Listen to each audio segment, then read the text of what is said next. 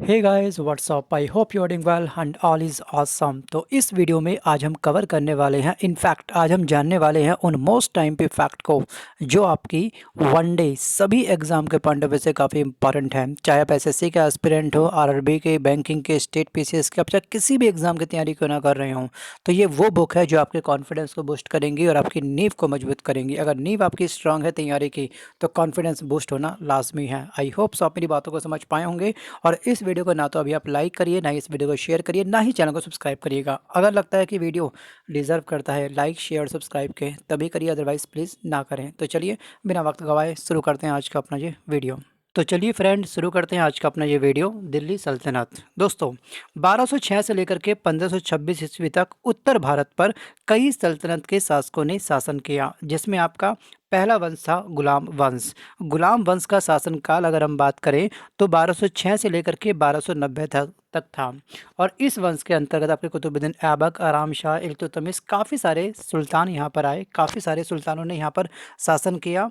और उसके बाद दोस्तों जो अगला वंश आया था वो था खिलजी वंश। लेकिन इस वीडियो में हम डिस्कस करेंगे केवल गुलाम वंश को। तो सबसे पहले हम जानते हैं कि गुलाम वंश के अन्य कौन कौन से नाम हैं। जैसे गुलाम वंश का एक नाम है आपका इलबरी। एग्जाम में पूछा गया कि इलबरी वंश का अन्य नाम क्या है, तो इसका अन्य नाम है आपका गुलाम वंश। एक नाम है इस गुलाम वंश का ममलूक वंश, और एक नाम और है, इसको हम पुकारते हैं क्या, दास वंश के नाम से। दास और गुलाम ये तो आपको मालूम ही होता है, बट आपको दोस्तों इलबरी वंश के बारे में नहीं मालूम होगा शायद। अगर मालूम है तो अच्छी बात है, बट इसको भी आप लोग प्लीज़ बुक के साइड में पेन डाउन कर लीजिएगा। तो इसके चार नाम हैं, एक आपका इलबरी, एक आपका ममलूक, एक आपका दास और एक है आपका गुलाम। तो एक ही वंश के चार यहाँ पर करे गए हैं क्या, नामकरण। तो सबसे पहले हम जानते हैं कि दिल्ली सल्तनत के अंतर्गत सबसे पहले गुलाम वंश की स्थापना हुई। ठीक है, और गुलाम वंश या फिर ममलूक वंश, इसका संस्थापक कौन था, तो इसका संस्थापक था आपका कुतुबुद्दीन ऐबक। और इसने जो शासन किया ये किया 1206 से लेकर के 1210 तक। लास्ट वीडियो में हमने आपको बताया था कि मोहम्मद गौरी की मृत्यु के बाद इसका जो गुलाम था, कौन गुलाम था उसका, उसका गुलाम था कुतुबुद्दीन ऐबक। ठीक है, इस ऐबक ने 1206 ईस्वी में इस गुलाम वंश की स्थापना करी। मतलब कि जो ये गुलाम था इसका अलावा, सॉरी, मोहम्मद गौरी का, तो उसी गुलाम की प्रथा को इसने बनाए रखा आगे तक भी। और जिस वंश की स्थापना करी उसको भी नाम इसने क्या दिया, गुलाम वंश। और उसके बाद अगर हम कहें तो दोस्तों भारत में तुर्की राज्य का संस्थापक किसे माना जाता है, तो ये माना जाता है कुतुबुद्दीन ऐबक को। तो क्वेश्चंस इसी टाइप से आपके एग्जाम में रेज होते हैं। XYZ कोई क्वेश्चंस पूछ लेगा आपसे, आपसे बोलेगा कि तुर्की राज्य का संस्थापक कौन है, तो वो है आपका कुतुबुद्दीन ऐबक। नेक्स्ट पॉइंट दोस्तों, ऐबक का राज्याभिषेक कब हुआ था, तो ऐबक का राज्याभिषेक हुआ था जून 1206 में। ठीक है, ये फैक्ट आपको अच्छे से ध्यान रखना है। और उसने अपनी राजधानी किसको बनाया था, तो राजधानी बनाया था इसने किसको, लाहौर को। और इसके राज्याभिषेक के 2 वर्ष बाद 1208 ईस्वी में गौरी के भतीजे गयासुद्दीन महमूद ने ऐबक को दास मुक्ति पत्र देकर के उसे सुल्तान की उपाधि दी। मतलब कि पहले जो ये दास था और इसको दास से मुक्ति किसने दी थी, तो ये दी थी मोहम्मद गौरी का एक भतीजा था जिसका नाम था गयासुद्दीन। स्टेट पीसीएस खास तौर पे यूपी पीएससी में और एमपी पीएससी में 2 से 3 बार क्वेश्चन ये पूछा गया है कि कुतुबुद्दीन ऐबक को दास प्रथा से, ठीक है, या फिर दास मुक्ति पत्र प्रदान करने वाला शासक कौन था, तो वो था आपका गयासुद्दीन। अब गयासुद्दीन का गौरी से संबंध क्या था, तो ये था गौरी का भतीजा। राइट, तो ये फैक्ट आपको ध्यान रखना है। और बाद में इसको जो उपाधि प्राप्त थी वो कौन सी थी, सुल्तान की उपाधि। मतलब कि दास पत्र, अब आप दास नहीं हैं, अब आप हमारे क्या बन चुके हैं, आप हमारे एक शासन का एक बहुत महत्वपूर्ण हिस्सा बन चुके हैं, आप बन चुके हैं सुल्तान। तो ऐबक ने ना तो दोस्तों कभी इस चीज़ का कभी बुरा फ़ायदा उठाया, गलत फ़ायदा उठाया, और इनफैक्ट अगर हम बात करें तो ऐबक ने कभी भी अपने नाम के सिक्के भी नहीं चलाए थे। जितने भी शासक इतिहास में हुए, ठीक है, जितने भी शासक थे आपके A to Z, चाहे वो गुलाम वंश के हों, खिलजी वंश के हों, तुगलक के, सैयद के, या फिर लोधी वंश के संस्थापक ही क्यों ना हो, सभी शासकों ने अपने नाम का प्रचार प्रसार करने के लिए सिक्के सबने लॉन्च करे। लेकिन मात्र कुतुबुद्दीन ऐबक एक ऐसा शासक था जिसने कभी भी अपने नाम का कोई भी सिक्का नहीं चलाया। इनफैक्ट इसका नेचर इतना अच्छा था कि ये लोगों में, गरीबों में लाखों का दान करता था, इसलिए इसको लाख बख्श भी कहते हैं। 10+2 CHSL के एग्ज़ाम में, ठीक है, इनफैक्ट MTS के एग्ज़ाम में याद रखिएगा, ये क्वेश्चंस कई बार पूछा गया है। किस शासक को लाख बख्श की उपाधि के नाम से भी जाना जाता है? ये उपनाम किस शासक का है? तो ये आपका कुतुबुद्दीन ऐबक का। याद रखिएगा, ठीक है। अगला पॉइंट आपको करना है हाईलाइट केवल ये वाला कि ऐबक ने सूफी संत ख्वाजा कुतुबुद्दीन बख्तियार काकी के नाम पर दिल्ली में कुतुब मीनार बनवाया था, ठीक है, जिसे इल्तुतमिश ने पूरा किया। इनकम्प्लीट मतलब कि नींव किसने रखी थी? तो ये रखी थी ऐबक ने, ठीक है। कंप्लीट किसने किया था? तो ये करा था इल्तुतमिश ने। और आखिरकार इतना बड़ा खर्चा क्यों किया? इसके पीछे एक छोटी सी कहानी आप सुन लीजिएगा। कुतुबुद्दीन ऐबक ने कुतुब मीनार का निर्माण कराया, ये तो अभी हमने जाना, ठीक है, जिसे इल्तुतमिश ने पूरा किया, ये यहाँ पर लिखा हुआ है। लेकिन अगर हम बात करेंगे ये कितनी फुट ऊंची मीनार है, तो दोस्तों वनडे एग्ज़ाम में इसकी ऊंचाई पूछी गई है। 234 फुट ये ऊंची मीनार है, जिसका प्रयोग पहले क्या होता था? अजान देने के लिए किया जाता था। विद्वानों ने इसे सूफी संत कुतुब बख्तियार काकी की स्मृति में निर्मित किया था। तो याद रखिएगा, इसकी कुल हाइट कितनी है? 234 फीट। उद्देश्य क्या था? केवल अजान देने के लिए इसको बनवाया गया था। अगर मैं आपसे बात करूं दोस्तों, आज की वर्तमान स्थिति को ध्यान में रखते हुए क्या कुतुब मीनार में एंटर करना पॉसिबल है? जो इसकी मंजिलें हैं, क्या आप मंजिलों तक जा सकते हैं? बताइए, अपनी राय दीजिए मुझे कमेंट में, यस या फिर नो लिखिएगा। और दोस्तों अब जो है कुतुब मीनार में आप एंटर नहीं कर सकते हैं। उसकी मीनार के आसपास क्या हो चुकी है? बाउंड्री पर ही, ठीक है, ग्राउंड पर ही बड़ी बड़ी सी चेन लगा दी गई है। अब ये पूरी तरह से बंद हो चुका है, ठीक है। आप दूर से इसके दर्शन कर सकते हैं।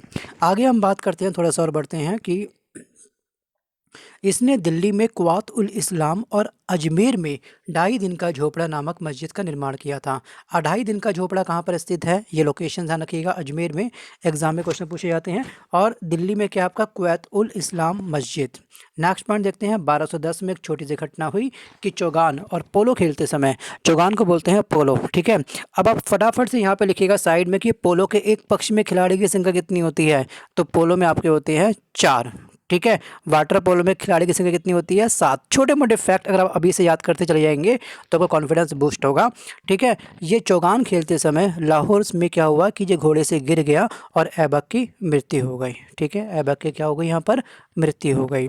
और कुतुबुद्दीन ऐबक की मृत्यु के बाद उसके सरदारों ने उसका पुत्र जो था आपका आराम शाह, इसको शासक बनाया। लेकिन इल्तुतमिश ने इसे अपदस्थ करके सिंहासन पर अपना अधिकार स्थापित कर लिया। तो कुतुबुद्दीन ऐबक के बाद जो शासक रहा था वो था आराम शाह, ठीक है। आराम शाह का शासनकाल जो था, मात्र अगर आप लिखना चाहें लिख सकते हैं, 1210 से लेकर के 1211 तक, मात्र छोटा सा इसने शासन किया था बस। उसके बाद में कौन आ गया था? इल्तुतमिश आ गया था। कौन आया था? इल्तुतमिश आया। अब यहाँ पे आपको एक चीज़ और ध्यान रखनी है, इल्तुतमिश और कुतुबुद्दीन ऐबक के बीच में रिलेशन क्या था। देखिए, कुतुबुद्दीन ऐबक ने, इसकी 2 पुत्री थी, ठीक है। इसने अपनी सेकंड पुत्री का जो मैरिज किया था, शादी किया था, वो किसके साथ किया था? इल्तुतमिश ने किया था। तो इल्तुतमिश कौन था? कुतुबुद्दीन ऐबक का दामाद था, ठीक है, दामाद था। जब दामाद ने देखा भैया मेरे साले जी को बैठा दिया गया है, ठीक है, सिंहासन पर, बट ये इतना एलिजिबल नहीं है, योग्य नहीं है, तो इसकी हत्या करके, इसको अपदस्थ नहीं बल्कि इसकी हत्या करी गई थी। उसके बाद में इल्तुतमिश सिंहासन पर बैठ गया। लेकिन आपको दोस्तों एग्जाम की दृष्टि से कुछ फैक्ट और ध्यान रखने हैं जो इस बुक में नहीं दिए गए हैं, बट मैं आपको कवर करवाऊंगा। पहली बात तो ये कि जो आपका ये कुतुबुद्दीन ऐबक है या फिर जो गुलाम वंश है, ठीक है, इसके सल्तनत काल की राजकीय भाषा क्या है? तो स्टार करके आप लिख दीजिएगा बुक के साइड में, राजकीय भाषा। तो इसकी राजकीय भाषा थी क्या? फारसी, ठीक है। कुतुबुद्दीन ऐबक का जब देहांत हुआ, जब इसकी मृत्यु हो गई, इसको कहाँ पर दफनाया गया? तो इसको लाहौर में दफनाया गया था। दूसरा फैक्ट ये है। और तीसरा फैक्ट आपको ध्यान रखना है कि कुतुबुद्दीन ऐबक का अर्थ क्या होता है। कुतुबुद्दीन ऐबक का वास्तविक अर्थ होता है आपका चंद्रमुखी, ठीक है, चंद्रमा के मुख जैसा, ठीक है, चंद्रमुखी इसका क्या है? नाम है। तो ये फैक्ट आपको ध्यान रखना है बस। और हाँ, एक क्वेश्चन और है आपका, इसका एक सेनापति था, वो था बख्तियार खिलजी। तो कुतुबुद्दीन ऐबक का सहायक सेनापति कौन था? तो वो था आपका बख्तियार खिलजी, ठीक है। अब बख्तियार खिलजी क्यों इम्पॉर्टेंट है ये सुन लीजिएगा कि नालंदा विश्वविद्यालय, जो नालंदा विश्वविद्यालय है, इस विश्वविद्यालय को बख्तियार खिलजी ने नष्ट किया था। किसने किया था? बख्तियार खिलजी ने इसको नष्ट किया था। बस ये फैक्ट आपको अच्छे से ध्यान रखने हैं। अब बढ़ते हैं हम लोग अगली पर्सनैलिटी की ओर। This is called Iltutmish. देखिए, ऐबक ने इल्तुतमिश को अनिलवाड़ के युद्ध में परचेज किया था, खरीदा था। ठीक है, इनके रिलेशन जो आपस में स्टार्ट हुए थे वो इस युद्ध के बाद ही हुए थे। ठीक है, वो ऐबक का शुरुआती तौर पे गुलाम था, लेकिन बाद में क्या हो गया, वो दामाद बन गया। और इल्तुतमिश शमसी वंश का था एवं इलबरी तुर्क था। और इल्तुतमिश दिल्ली का क्या बना था, वैधानिक सुल्तान था। उसने सुल्तान के पद की स्वीकृति गौर के किसी शासक से नहीं बल्कि खलीफा से प्राप्त करी थी। राइट। सो अब आपको सीधे मूव करना है नीचे, कुछ खास पॉइंट नहीं है इसमें, तो आप सीधे मूव करेंगे यहाँ पर कि इसने मतलब कि इल्तुतमिश ने इसने 40 गुलाम सरदारों के गुट अर्थात तुर्कान चहलगानी के संगठन की स्थापना करी थी। तो इसकी स्थापना किसने करी थी, इल्तुतमिश ने। इल्तुतमिश का जो वास्तविक पूरा नाम है ना, वो आपका होगा शमसुद्दीन। चाहो तो आप इसका पूरा नाम भी बुक के साइड में लिख लीजिएगा, शमसुद्दीन इल्तुतमिश। ठीक है, शमसुद्दीन इल्तुतमिश इसका ये पूरा नाम था। सो अब हम बढ़ते हैं थोड़ा सा और आगे कि इसने एकता व्यवस्था लागू करी थी 1226 में। कब करी थी, 1226 में इसने एकता प्रथा को प्रारंभ किया था। इसमें बंगाल को जीत करके उसने दिल्ली सल्तनत का एकता सूबा बनाया। और इल्तुतमिश ने 1226 ईस्वी में रणथंभौर पर विजय प्राप्त करी और परमारों की राजधानी मंदोर पर अधिकार प्राप्त किया। और इसने शुद्ध अरबी सिक्के चलाए थे। याद रखिएगा, पहला शासक कौन था जिसने शुद्ध अरबी सिक्के चलाए थे, तो वो था शमसुद्दीन इल्तुतमिश। शमसुद्दीन इल्तुतमिश। नेक्स्ट पॉइंट हम देखते हैं कि चांदी का टंका और तांबे का जीतल इसी ने प्रारंभ किया था। जो चांदी के सिक्के होते थे उसको हम टंका बोलते थे उस काल में, और जो तांबे के सिक्के होते थे उसको हम बोलते थे जीतल।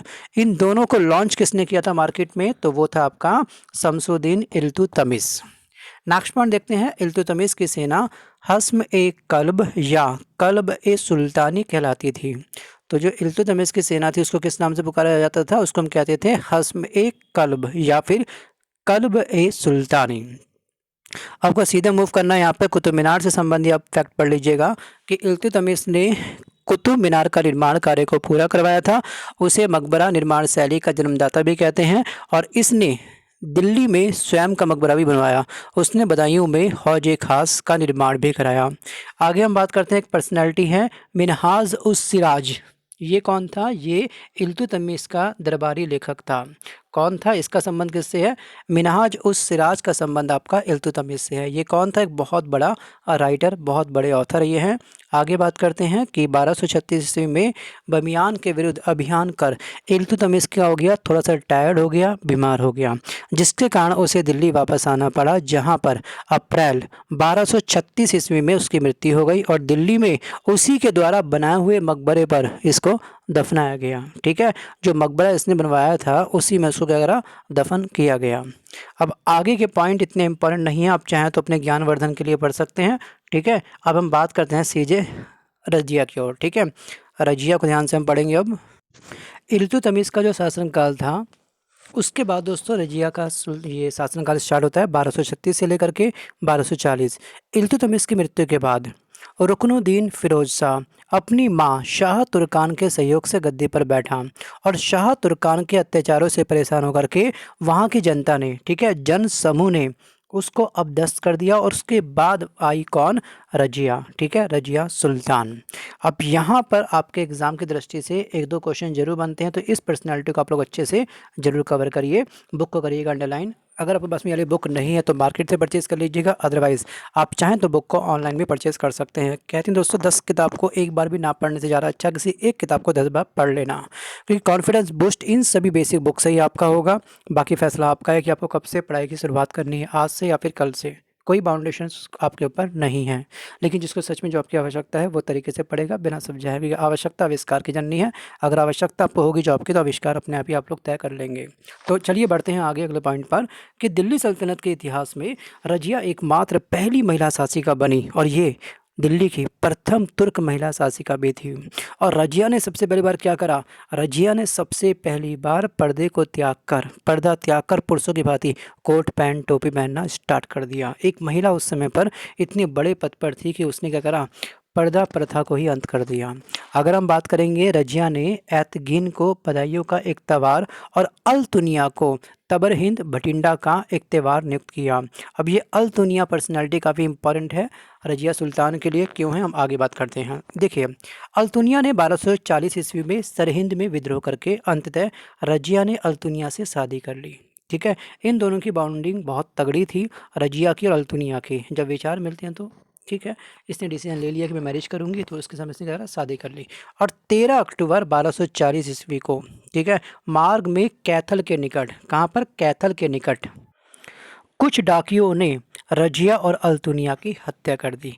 इस चीज़ को अब ध्यान से सुनिएगा कि इसी बीच इल्तुतमिश का एक पुत्र था बहरम शाह ने क्या करा, काफ़ी बुक में बहरम शाह का भी उल्लेख किया गया, उस कहानी को भी हल्के से सुन लीजिएगा कि इसी बीच इल्तुतमिश के एक पुत्र बहरम शाह ने सत्ता हथिया ली तथा भटिंडा से दिल्ली आते हुए, ठीक है, भटिंडा से ये लोग दिल्ली आ रहे थे, एक स्थान था आपका कैथल, ठीक है, भटिंडा से दिल्ली आते वक्त रजिया तथा अल्तुनिया की हत्या कैथल के निकट कर दी। और यहाँ पे इसका जो ये कहानी है रजिया सुल्तान की समाप्त हो जाती है। आपको ध्यान रखना है बहरम शाह के बारे में, आपको याद रखना है कैथल को, आपको याद रखना है रजिया के हस्बैंड का नाम अल्तुनिया। बस आगे हम बात करते हैं। उसके बाद उससे बहरम शाह कुछ समय के लिए शासन में रहा, ठीक है। उसके बाद आपका आता है क्या, अलाउद्दीन महमूद शाह। कौन आता है, अलाउद्दीन महमूद शाह। इसका शासनकाल 1242 से लेकर के 1246 तक था, ठीक है। और महमूद शाह इल्तुतमिश के पुत्र सुल्तान फिरोज शाह का क्या था, ये पुत्र था। और उसके बाद आपको करनी है बुक अंडरलाइन, जून 1246 की घटना। जून 1246 ईस्वी में बलबन ने मसूद शाह को सिंहासन से हटा दिया और मसूद शाह की मृत्यु कारागार में हुई थी। उसको बंदी बना लिया बाद में, और उसके बंदी गृह में क्या हो गई, उसकी डेथ हो गई। अगला जो पर्सनैलिटी है वो क्या आपका, नसरुद्दीन महमूद। इसका शासनकाल 1246 से लेकर के 1266, कुछ बुक में इसको 65 दिया गया है, बट एनसीईआरटी की बुक में आपका 65 है, तो आप 65 भी लिख लीजिएगा। स्टेट पीसीएस वाले जो उनका शासनकाल होता है ना, वो आपको अच्छे से याद रखना है। जीएस पेपर 1 प्रीलिम्स में शासनकाल भी पूछे जाते हैं, तो आप एनसीईआरटी को फॉलो करेंगे। 1265 आप लिखेंगे बुक के ऊपर, बुक के साइड में, ठीक है। चलिए आगे बात करते हैं। नसरुद्दीन महमूद 10 जनवरी 1246 ईस्वी को 16 वर्ष की अवस्था में सिंहासन पर बैठा। इसकी उम्र मात्र कितनी थी उस समय, मात्र इसकी उम्र थी 16 वर्ष। और उसके सुल्तान बनने के समय राज्य शक्ति के लिए जो संघर्ष सुल्तान और उसके तुर्की सरदारों के मध्य चला, और वह क्या हो गया, कुछ समय के बाद में समाप्त हो गया। नसरुद्दीन से संबंधित आपको ध्यान रखना है कि नसरुद्दीन के शासनकाल में समस्त शक्ति बलबन के हाथों में थी। किसके हाथों में थी, बलबन के हाथों में थी। और इसको एक उपाधि और प्राप्त है। देखिए, नसरुद्दीन ने बलबन को उलुग खां की उपाधि से नवाजा था।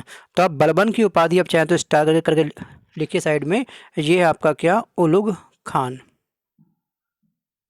उलुग खां लिख लीजिएगा इसको आप साइड में। 1249 में, ठीक है, 1249 में उसने बलबन को उलुगु खां की उपाधि प्रदान करी थी। ओके, यहाँ पे दिया गया है। चलिए अलग से लिखिए मत, यहाँ कर लीजिएगा अंडरलाइन। 1266 ईस्वी में नसरुद्दीन की मृत्यु होने पर बलबन ने स्वयं को सुल्तान घोषित किया और उसका उत्तराधिकारी बन गया। तो कहने का अर्थ ये है कि नसरुद्दीन की मृत्यु कब हुई थी, खासतौर पर ऐसे सीजीएल में ये पूछा गया एग्जाम में क्वेश्चन। तो 1266 में इसकी मृत्यु हो गई थी। उसके बाद जो शासक बना वो कौन था, वो था आपका बलबन। और बलबन का जो पूरा नाम था वो क्या था, उसका नाम था गियासुद्दीन बलबन। क्या नाम था इसका, गियासुद्दीन बलबन। बलबन इल्तुतमिश की भांति ही इलबरी तुर्क था। मतलब कि जो बलबन था ना, गियासुद्दीन बलबन इलबरी जाति का था। और बलबन को ख्वाजा जमालुद्दीन बसरी खरीद करके दिल्ली लाया था।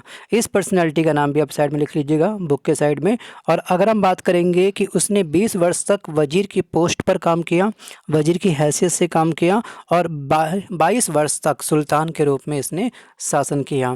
अब इसके बाद अब मूव करेंगे यहाँ पर कि बलबन ने 40 तुर्क सरदारों के गुट की समाप्ति करी थी। ठीक है, इस गुट को बनवाया किसने था, अभी आपको बताया था कुछ समय पहले। तो उस शासक का नाम बताइए जिसने इस गुट का निर्माण किया था। अगर आपका अटेंशन है इस वीडियो के प्रति, मेरा कहने का अर्थ ये कि 40 दल, 40 विश्वासी गुलामों की सरदारों वाला गुट बनाया था उसने।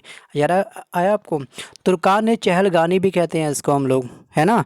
तुर्कान चहलगानी की स्थापना किसने करी थी, तो वो करी थी शमसुद्दीन इल्तुतमिश ने। डन, याद आ गया। अगर आपने कमेंट कर दिया तो आपको ये चीज़ याद थी। आगे बढ़ते हैं कि बलबन ने कई ईरानी परंपराएं जैसे कि सिजदा मतलब कि भूमि पर लेटकर अभिवादन करना और पबोस मतलब कि सुल्तान के चरणों को चूमना, ये प्रथा प्रारंभ करी थी। और इसके बाद आपको ध्यान रखना है कि बलबन ने रक्त व लोह की नीति का पालन किया था। और इसने एक ईरानी फेस्टिवल होता है, इसको कहते हैं क्या, नरोज, ठीक है, इसको इसने क्या करा, प्रारंभ किया। आगे दोस्तों बलबन ने एक पृथक सैन्य विभाग की स्थापना करी, इसको नाम दिया गया दीवाने अर्ज, ठीक है। ये दीवाने अर्ज सैन्य विभाग का संबंध किस शासक से है, तो याद रखिएगा इसका संबंध आपका बलबन से है। इसके अलावा दोस्तों बलबन ने जिले इलाही मतलब कि ईश्वर का प्रतिबिंब की उपाधि भी धारण करी थी। मतलब कि बलबन को भगवान की उपाधि, भगवान जैसा भी माना जाता है, भगवान जैसा, सोचिए इतनी बड़ी उपाधि, जिले इलाही कहते हैं ना हम लोग, जिले इलाही इंसाफ करिए वगैरह वगैरह, ये आपने देखा होगा मूवी पर। तो जिले इलाही की उपाधि किसको प्राप्त थी, तो ये प्राप्त थी आपकी बलबन को। अब देखते हैं हम लोग अगला पॉइंट। उसके बाद जो शासक आया वो कौन था, वो था आपका कुकुवाद और शमसुद्दीन क्यूमर्रा। देखिए बलबन ने अपनी मृत्यु से पहले अपने बड़े पुत्र मोहम्मद के पुत्र ये कैकू सरफ को अपना उत्तराधिकारी नियुक्त किया, लेकिन तुर्क सरदारों ने उसे मुल्तान का प्रांतीय शासक बना दिया। और दिल्ली के कोतवाल, याद रखिएगा, दिल्ली के कोतवाल फखरुद्दीन मोहम्मद ने एक षड्यंत्र के तहत बलबन के दूसरे पुत्र बगु बुगराखा के पुत्र कैकोवात को सुल्तान बना दिया। और कुछ समय के बाद क्या हुआ, इस पर्सनालिटी को लकवा लग गया, ठीक है, लकवा ग्रस्त हो गया और तुर्क सरदारों ने उसके अबोध पुत्र क्यूमर्स को सिंहासन पर बैठा दिया। इसको कोई आइडिया नहीं था, ये अबोध था। 1290 ईस्वी में जलालुद्दीन खिलजी ने शमसुद्दीन क्यूमर्स की हत्या कर दी और एक नए खिलजी वंश की स्थापना करी थी। अगले वीडियो में हम डिस्कस करेंगे खिलजी वंश को विस्तार पूर्वक, और जितने भी एडिशनल फैक्ट आपको बताए गए हैं उन सभी फैक्ट को प्लीज़ आप लोग बुक के साइड में अंडरलाइन कर लीजिएगा, पेन डाउन कर लीजिएगा, क्योंकि रिवीजन आप लोग करेंगे अपनी बुक में से, ना कि इन सभी वीडियो में से। वीडियो को केवल एक बार देखिए, इनफ है, बार बार वीडियो को देखने में आपका समय भी खर्च होगा और डाटा भी। अगर आपने अंडरलाइन बुक को नहीं करा है तो बुक मार्केट से जल्दी से परचेज कर लीजिएगा, अंडरलाइन कर लीजिएगा। और अगर ये वीडियो पसंद आया तो वीडियो को लाइक करिए, अपने फ्रेंड्स को शेयर करिए। मिलता हूँ जल्दी एक नए वीडियो के साथ, तब तक के लिए धन्यवाद, bye bye and take care.